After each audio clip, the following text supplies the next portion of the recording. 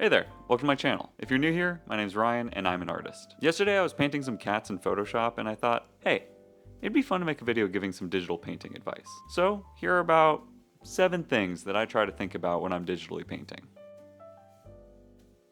For me, the beginning of the painting is all about big shapes. When I'm first starting a painting, I try to pick one color and then just try to paint the silhouette as close as I can to the reference photo. If it's a little off, that's okay.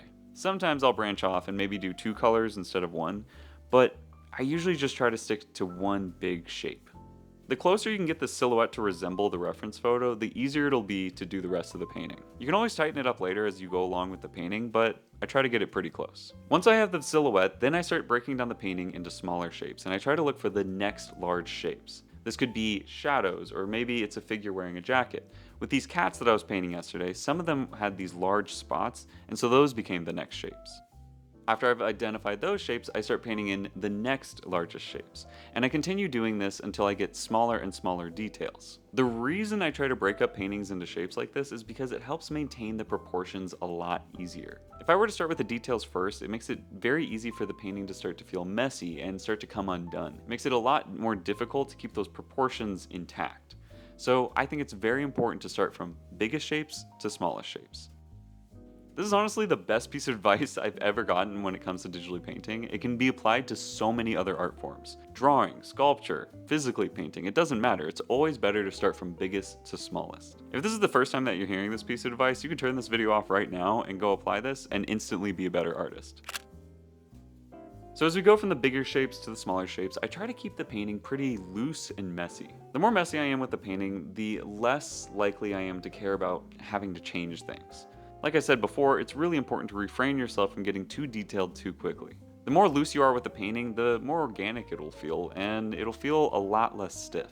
This part of the process is all about making adjustments and feeling free to make those mistakes and repainting things. I typically try to get my paintings to feel more traditional. I have found that a lot of digital paintings look overly polished, and I actively try to avoid that look. I like seeing paint strokes in artwork, so I try to keep everything pretty loose.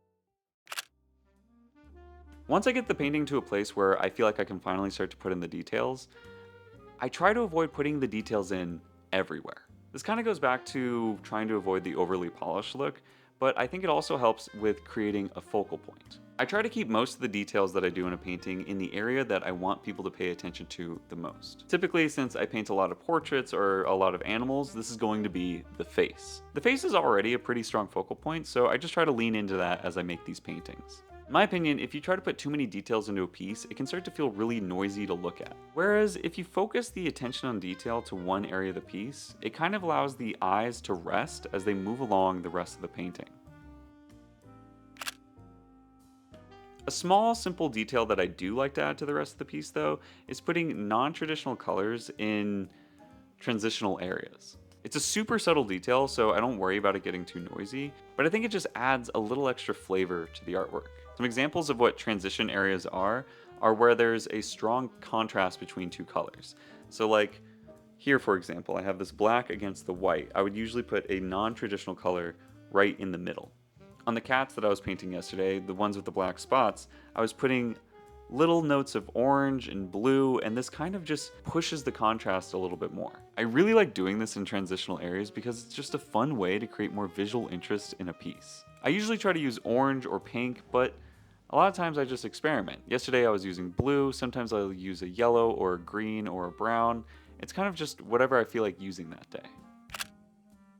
A big reason why I like to use this trick in transitional areas is because of contrast. I think contrast is very important when it comes to creating paintings like this, and I try to think of contrast in many different ways. So, like in these transitional areas that I'm talking about, I'm mainly looking for areas of contrast, and I want to push that further by using an orange or a blue to kind of just highlight that contrast a little bit. Or I'm going to make shadows feel a little bit darker and lights feel a little bit brighter. An easier way to do that is to cool your shadows down when the light is warm, or make your shadows feel a lot more warm when the light is cool. I'm always trying to think of contrast in this way, and I'm always trying to push it as much as I can without it being too much. Another example of this is putting details in the focal point. I want that area to be the focus, so I use that contrast to make the other areas softer and more loose.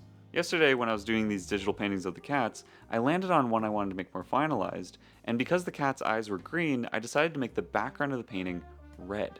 Because these two colors are complementary, it made the green of the eyes a lot stronger, and so it made the focal point a lot stronger. Contrast is an essential thing to think about when you're painting something. It'll push your focal points, it'll make shadows feel more vibrant, and it makes the pieces just feel a lot more interesting.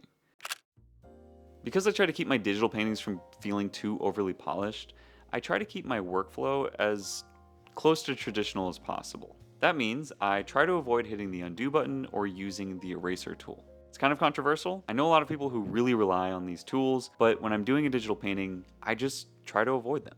Instead, I'm always trying to use the color picker. I will just color pick the background and paint out the areas that I'm trying to paint out. I find that this is a lot quicker for my workflow. Instead of trying to erase things out and then try to repaint it in the background, I just go all in. I try to ignore all these fancy tools that I can use when I'm digitally painting. There's other tools like the lasso tool that I can use to transform things to get them to be more proportional, but honestly, I try to avoid using that as well. If something doesn't quite look right, I just try to repaint it. By doing it like this, it makes the artwork feel a lot more traditional. Because what happens is when you go to paint over things, there's fragments of the paint from underneath. If you look at a lot of my digital paintings, you can see some fragments of colors that were there before I painted over them. I personally really like seeing these fragments of colors in my paintings. It's kind of the same thing where I really enjoy seeing the paint strokes.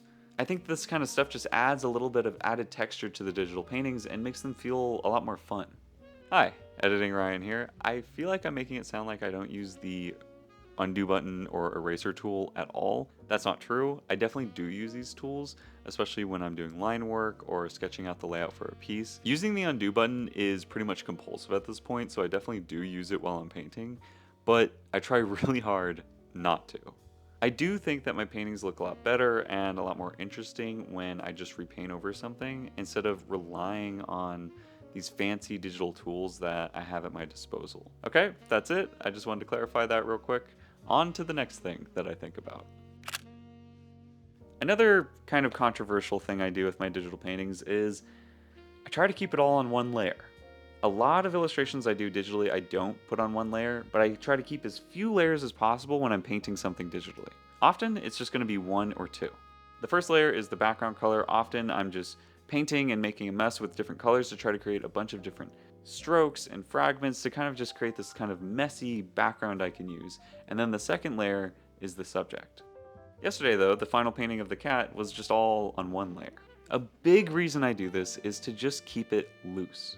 I don't want to think about jumping around to different layers or trying to use a multiply layer or an overlay layer or a soft light layer. I don't want to think about those things when I'm doing these paintings. It just starts to make the whole process a little bit too complex. Again, I want my paintings to feel very traditional, and I have found that by using only one layer, it'll make the paintings feel a lot more painterly. I can't add a new layer to try a different effect or try experimenting with a new color. Instead, I have to just commit to what I'm making and know that if I want to undo something, I have to repaint it. It makes my work feel a lot more loose and a lot more messy, and in my opinion, it makes it feel a little bit more expressive. I'm already creating something digitally, and almost any mistake I create, I can fix pretty easily within the digital medium, and I don't think I need any more help with that. It'll feed into the perfectionist mindset, and I think in order for paintings to feel more expressive, it's important for them to feel more loose. In my opinion, you can always paint over anything you don't like, and I often do. Okay, those are the 7 things that I like to think about when I'm doing a digital painting. I hope they're helpful. I hope you learned something. If you did, then please hit the like button. If you're new to my channel, welcome. Thank you all so much for watching, and I hope to see you all in the next one. Oh, and if you want to see the vlog where I painted the cats, you can check it out here. I talk a lot about my feelings on niches in that video. Anyway, I'll see you all next time.